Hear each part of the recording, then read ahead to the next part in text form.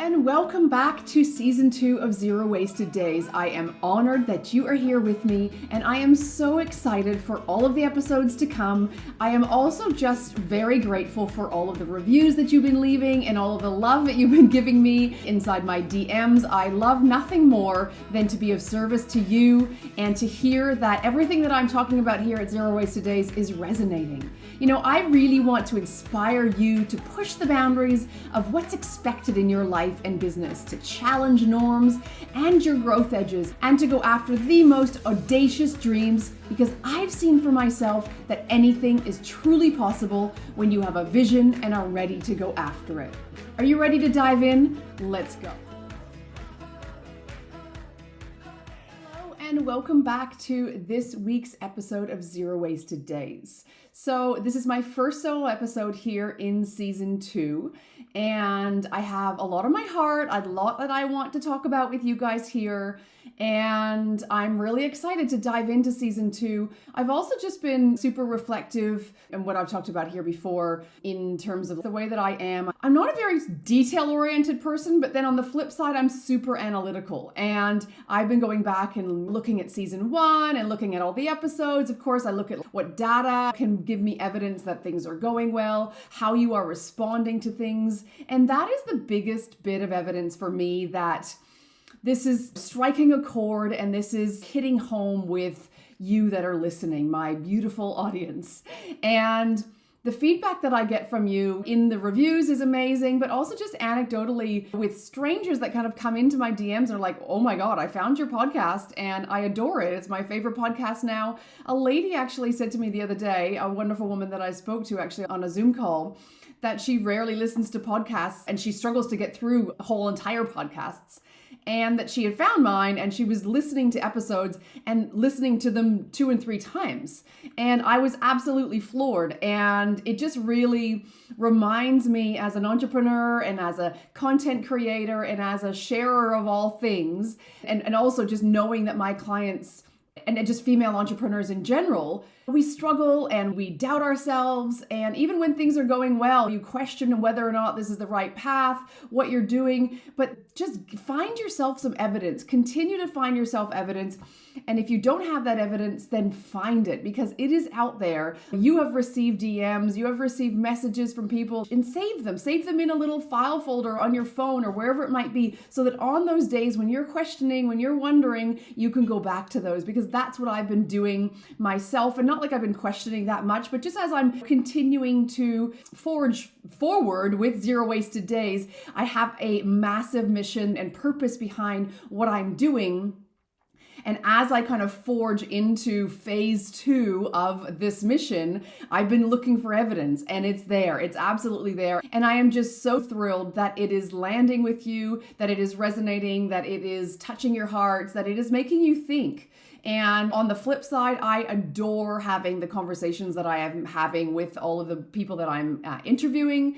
But I know also you've all given me some really amazing feedback on these solo episodes. So I will continue to do both interviews and solo episodes into season 2. And I have some big ambitions for Zero Wasted Days. I have probably mentioned here that I really want to get this down into, get my thoughts and get everything that it is Zero Wasted Days down into a book. So that is going to start this year, and I'm also taking Zero Wasted Days on the road. It is going to be hitting a stage somewhere, hopefully near you, and I am going to be really working on raising my profile as a speaker and bringing this message far and wide. So today's episode is really about what it takes, and this is a conversation that I've had with some clients. I've listened to some episodes of different podcasts that talk about this notion of going all in.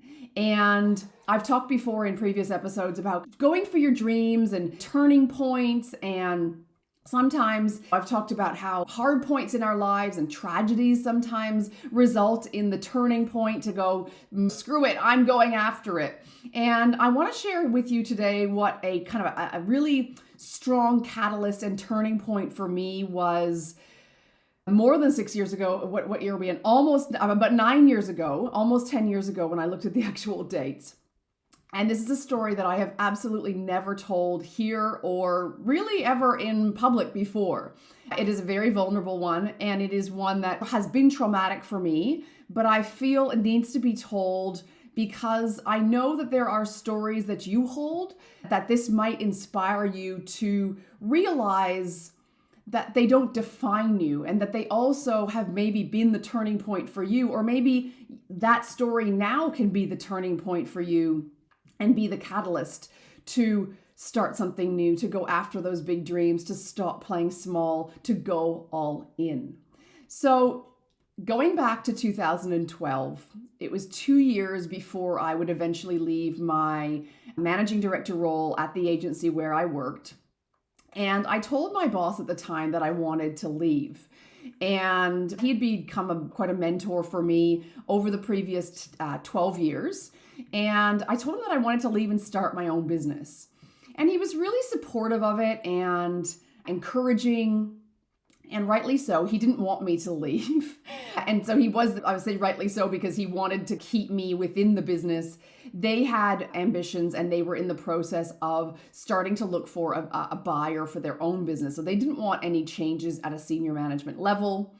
So we discussed this and he said, look, why don't you start your business on the side? I can help you. I'll guide you and mentor you. And he had been for many years prior. And so I said, that's not such a bad idea. I was hankering after leaving, but I said, that's probably a safer option where I can start the side hustle and keep working on. I had been already working on things in the background in my evenings and things like that. But I decided to stay really loyal and had been loyal for almost 10 years already. And even though I no longer felt really aligned with that business, which should have been a red flag at the time, or really felt in my heart anymore that this was the place for me, I had bigger ambitions to go after. I put those big dreams of going after it straight away on the back burner, and I agreed to stay. And I took my time and I worked on this business on the side, literally on planes, at home. I had Spencer. I only had Spencer, maybe Oliver as a baby. And I really just kept working on things little by little. Fast forward to 2014. So I did that for a couple of years and I got my online store going, and my boss knew all about it and was fine. He was the owner of the business, but not my direct boss. And I guess my direct boss didn't know about it, which was fine. It was nothing that was impinging on what I was doing in my job on a day-to-day basis. It was like a hobby on the side. And 2014, Rob, whose family was in the UK, took Spencer, and I don't think Oliver was obviously with me. It took Spencer and actually went back to the UK to see his family. And my mentor and boss, like I mentioned at the time, asked me to go for a coffee one Monday morning. Oliver was in childcare. And so if this was, I'm looking at the dates on my notes, if this was 2014, then he would have been 2.5, 3. And I went to this coffee. I'm trying to find the words to explain this because I've never actually told this story really in public. I went to have a coffee with him and he made a sexual advance at me. And it really took me aback. I'm not going to go into the detail of what that entailed. I was shocked. I felt betrayed. This was my mentor. I worked with him and I saw him every single day of my career. We traveled together. And I really felt ashamed for what had just happened.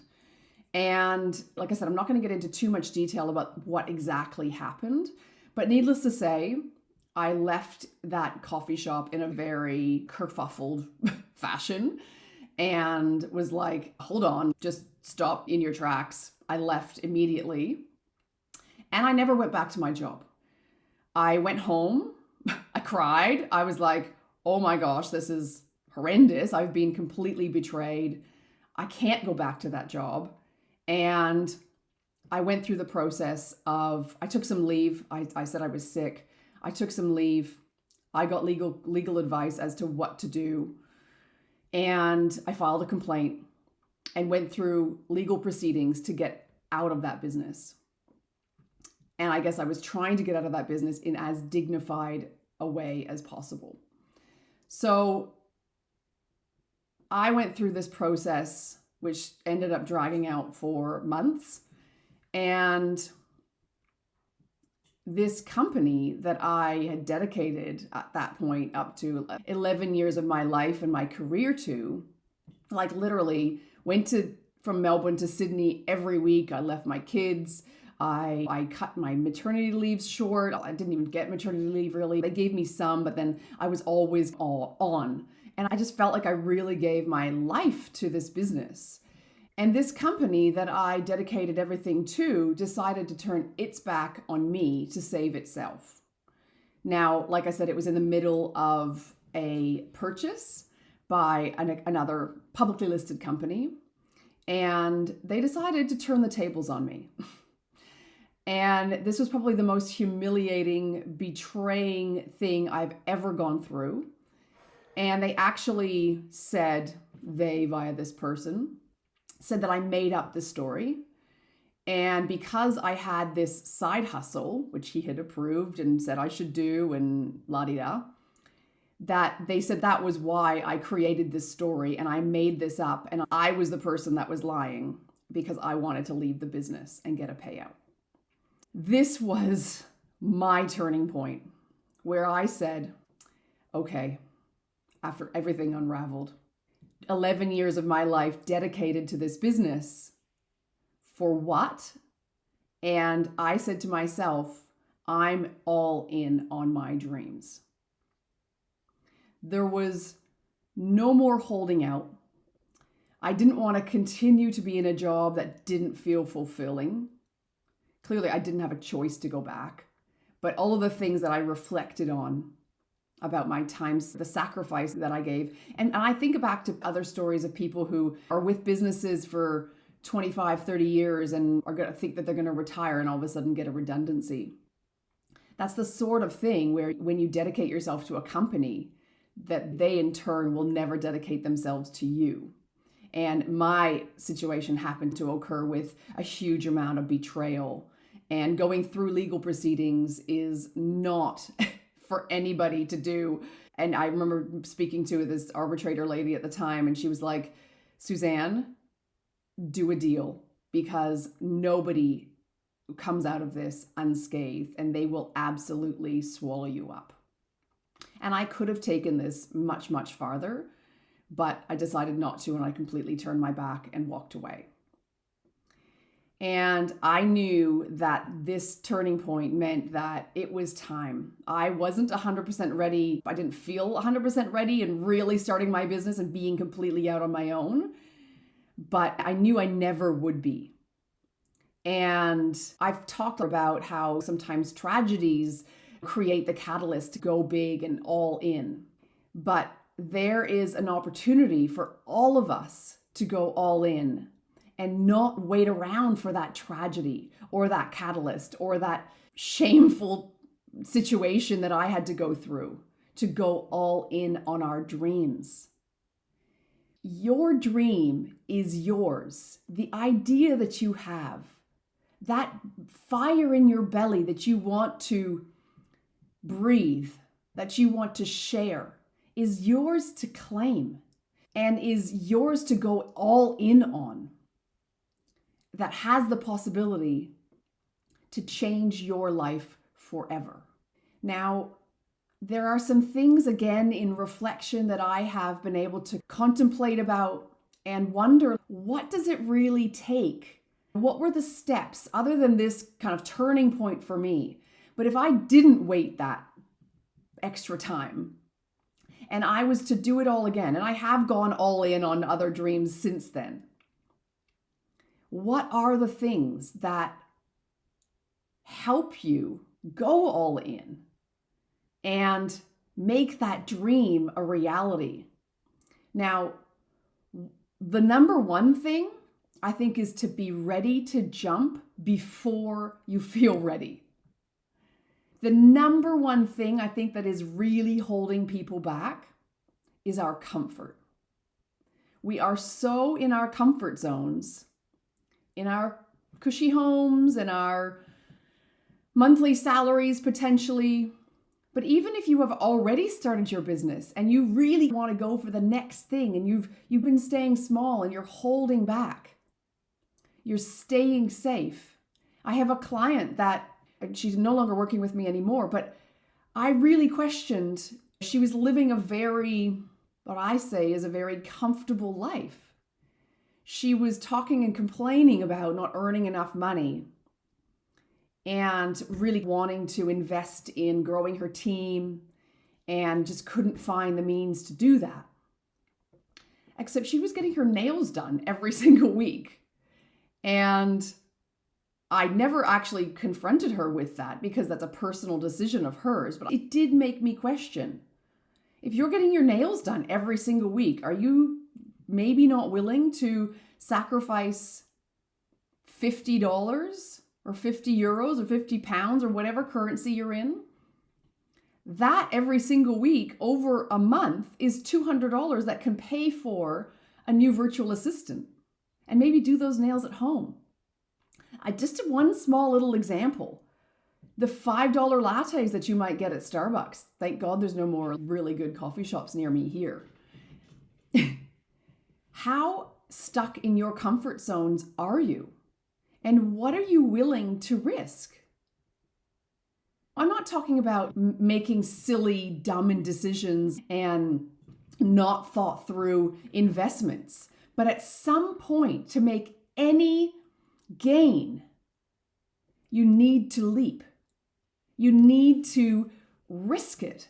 You need to be willing to throw it in and potentially lose it all. And that's what you do when you play the stock market. But the stock market often feels safer because it's not you in charge. You say, I'm going to go put 10 grand over there, or I'm going to put 100 grand over there. And I'm going to do a little bit of research. And the chances are, if you do your research, you should be able to earn a good return. But there's no guarantee.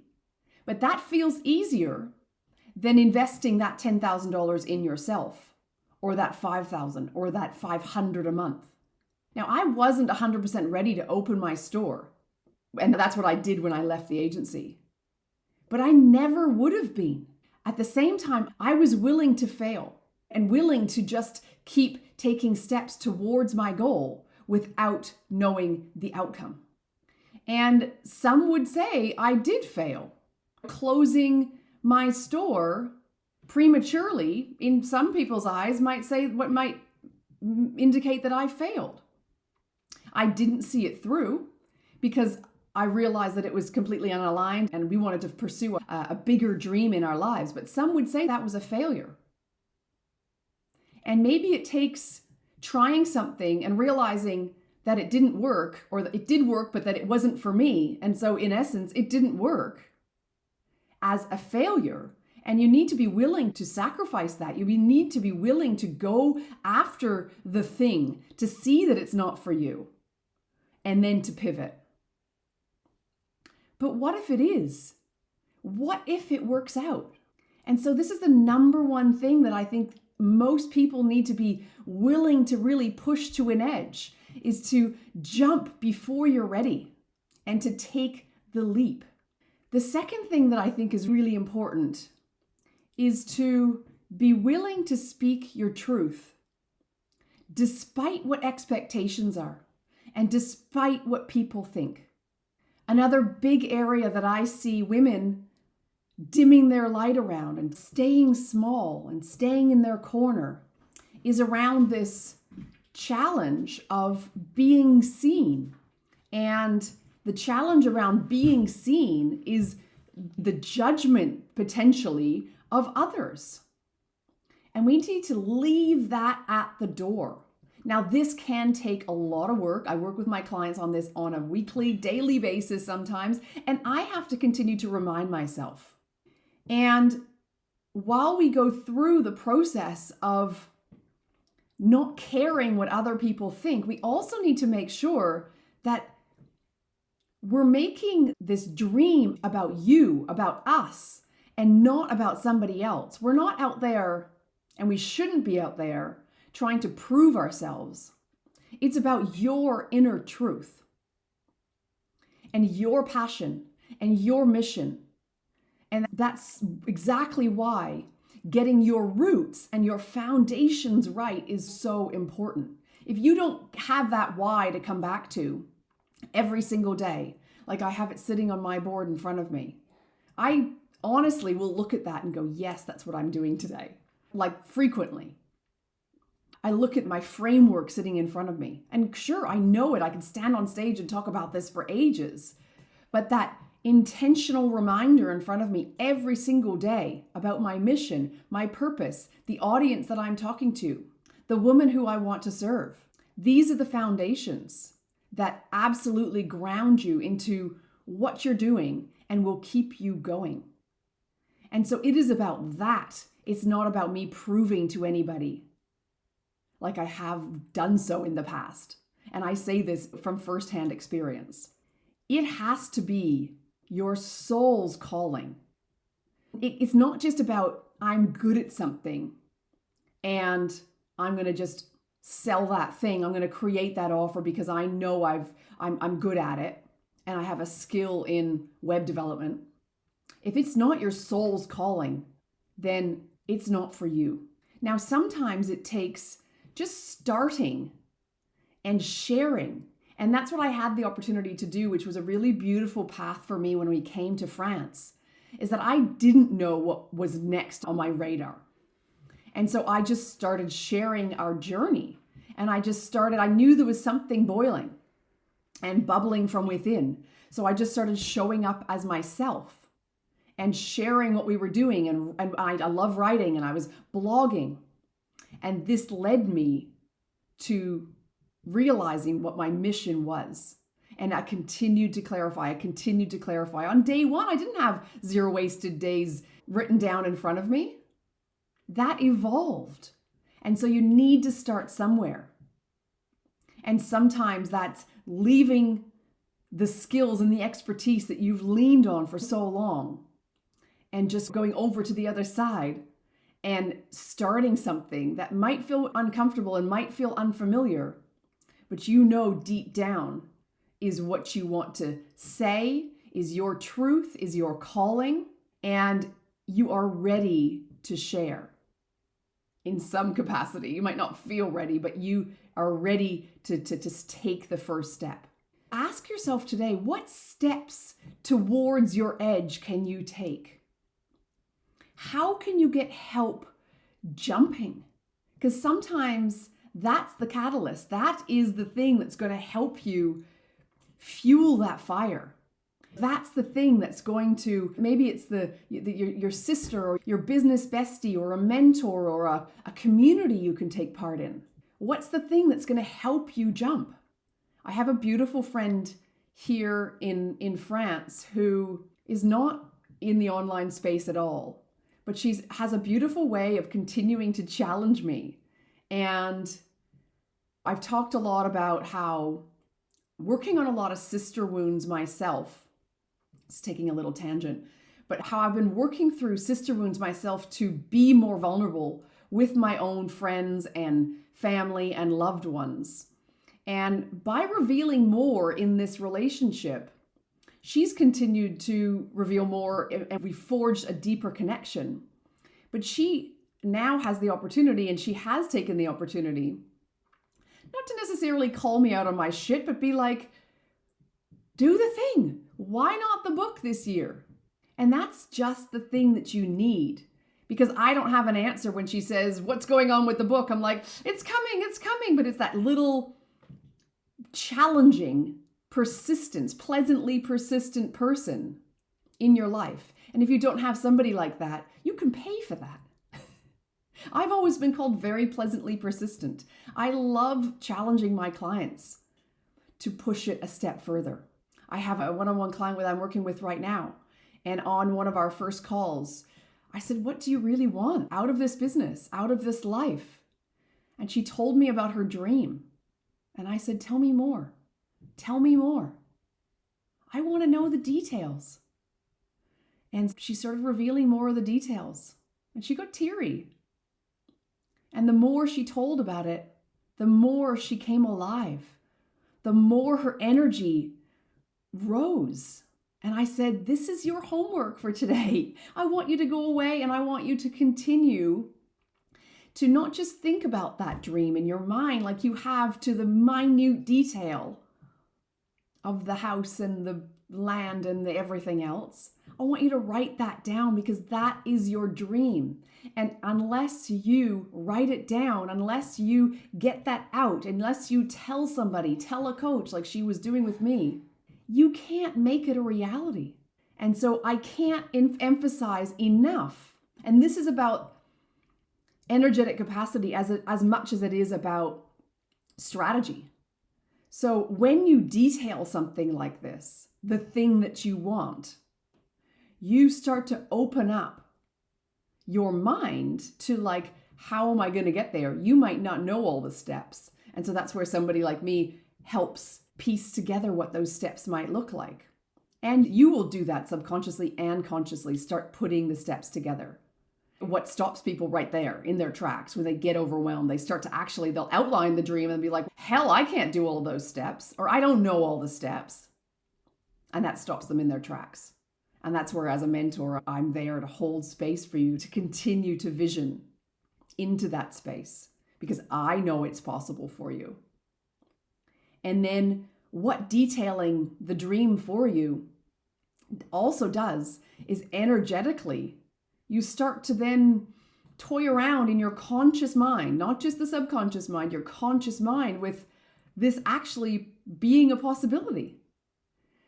And what happens when you do that is that energetically, you start to play a little bit less safe.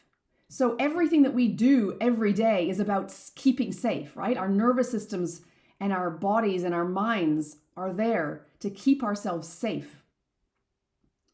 That's what, as humans, how we're designed to be. But the way to start increasing the capacity and getting past that upper limit is to energetically start to rise to it. And you can't rise to something that you haven't articulated, that you haven't talked about, that you haven't written down, that you haven't really visioned. And this is the power of when people say do vision boards and visioning exercises. This is the power of that. You start to lift and rise, and this increases your energetic capacity. I talk about energetic capacity and people are looking at me like, what on earth is she talking about? This is how you lift your capacity, lift your upper limit. And I have so much evidence that this works. It's worked for me. It's worked for so many of my clients who are willing to do the work because it takes work. It doesn't just take creating a vision board. And it takes some keys, I say success keys. And one of those things is exactly what I just said, planting the seeds. If you don't plant the seeds, then nothing's going to blossom. I love the parallels that you can find between nature and our businesses. And whether your business or your dreams are big or small, you still need to plant those seeds.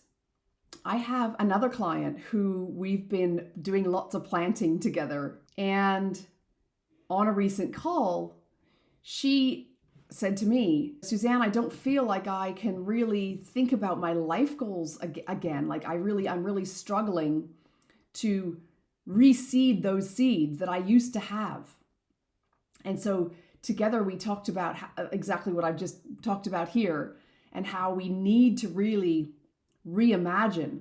But she's lived in a state of kind of fight or flight for a long time.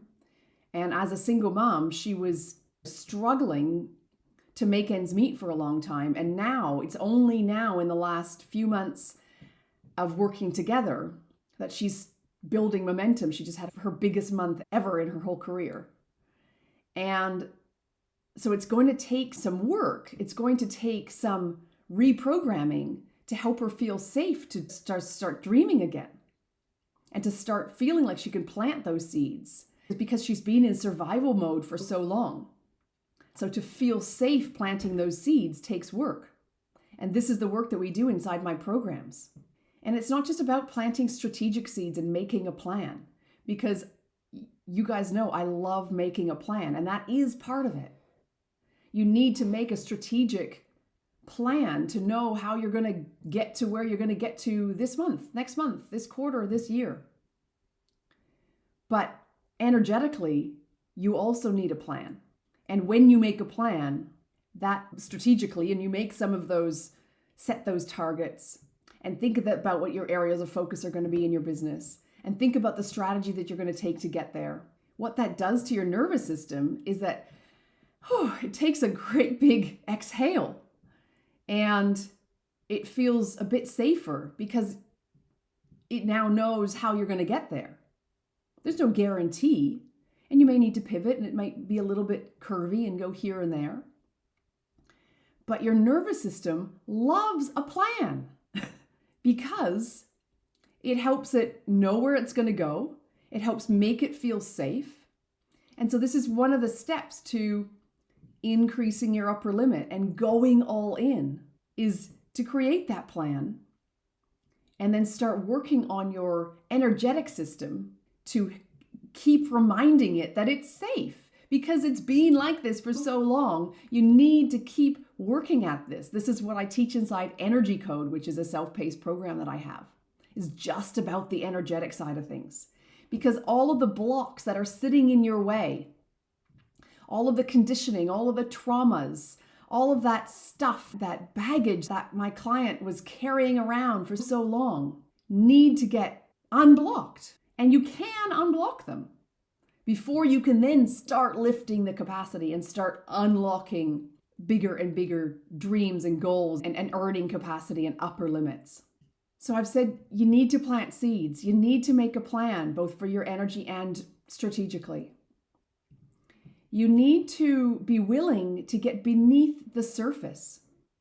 Now, what I mean by saying getting beneath the surface is that we all have, and I just talked about conditioning and traumas, we all have these things that we have grown up with that have made us who we are as we've grown from little girls to now. You may not have suffered from any kind of big T trauma, and nor have I, or you may have. And let's say you're in the first group of, Suzanne, I haven't had any real traumas in my life, but you've lived the life in the patriarchy. So you have conditioning.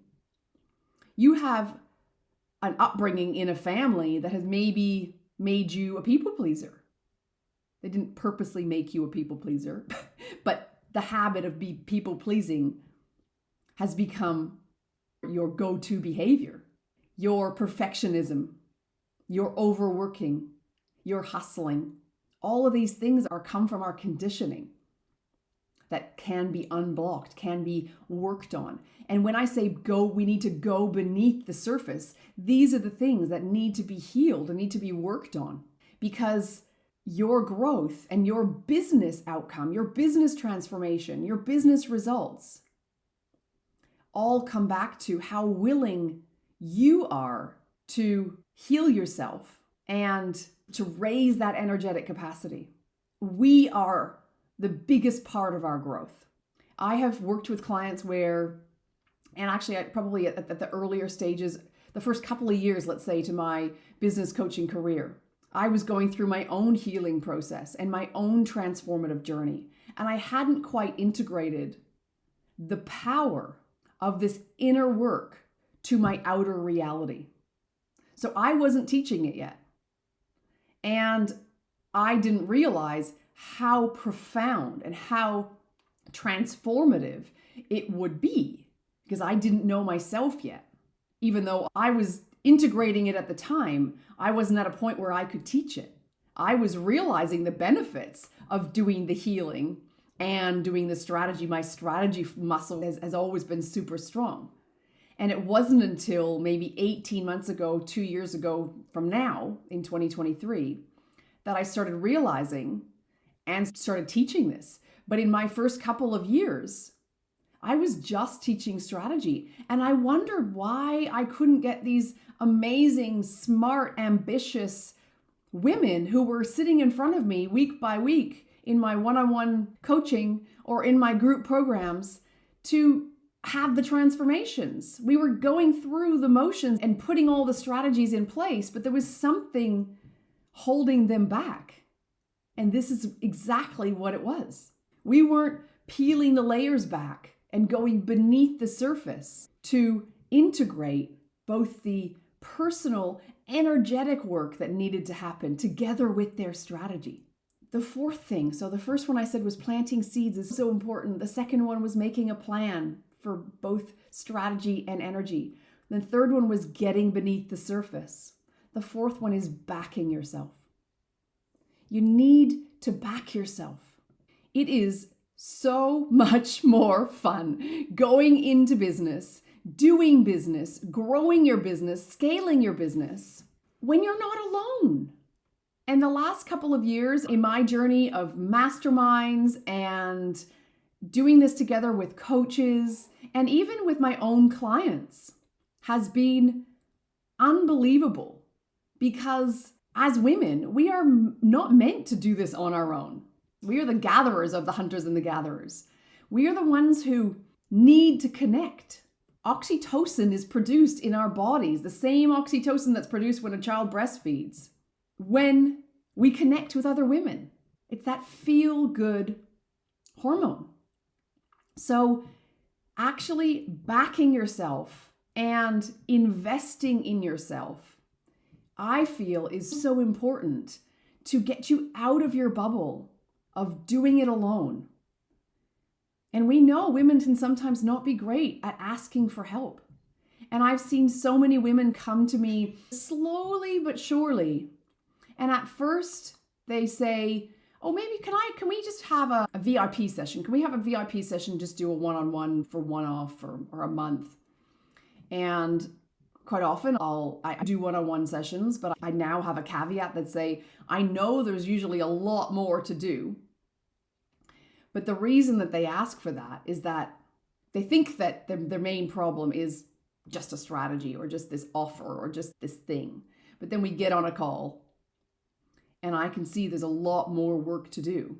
And by actually helping them take those first steps, they then realize the power of investing in themselves and of just taking that first little step. And like I said, sometimes it comes as I need this strategy or I want this strategy, but what they actually need over here is something completely different. And there's that saying, sell them what they want and give them what they need. Because they say, and in this world of business coaching, people say, I want the money, I want the freedom. So we talk about these things as that's what I want in my business, but they actually need energetic work. They need mindset work. They need someone to challenge them. And the list goes on and on. Now, from a content point of view, if I was always in my content just talking about mindset, I wouldn't be able to attract the clients that I attract, because I know what you think you want, but this over here is what you actually need. And I'm going to be going into some of these things actually in an upcoming masterclass, in not just a masterclass, but in a 2-day live event, in a training that I encourage you to come to. It's called Attraction. And it is going to be going into exactly how you attract clients into your world, how you attract more sales, how you attract more connection, how you attract opportunities by creating better content. Our content, like this here, my podcast is one channel of my content. And how do we create better content that's going to speak to our audience and use our thought leadership, your unique thought leadership? Going back to the beginning of this podcast, I talked about your truths and claiming your truths and speaking from the fire in your belly. Yes, that is your thought leadership that I want to help tease out. And that's what we're going to be doing inside Attraction. So if you're listening to this podcast after September 25th and 26th, 2023, then you will still be able to join, and you can look on my website. You'll be able to take this retrospectively, but it is going to be live on the 25th and 26th of September. I would love you to come to Attraction to learn how to make more sales, learn how to find more opportunities, learn how to connect better with your audience. Because when you take those baby steps, when you take those first steps in your content, in your thought leadership, they are some of the first steps to you going all in. Now, I really love all of the reviews that you guys are leaving me. I am going to finish up here today. I will just also say that my mastermind, Phoenix Rising, is also currently open. So Phoenix Rising is a beautiful container. It is going to be an intimate container that starts at the beginning of October. And I am enrolling right now.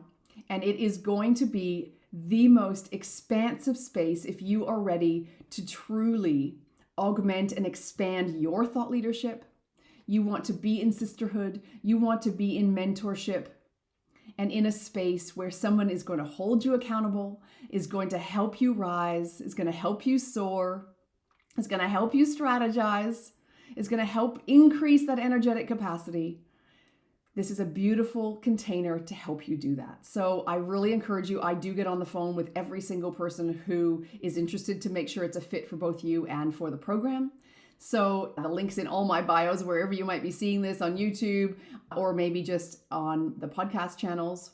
You will find the link to book a chat with me. You can find out more on my website. And if you want to just come and initially see what I'm all about, then come to Attraction, where I will also be talking about Phoenix Rising, and learn and see whether or not this is going to be something that is going to be a fit for you.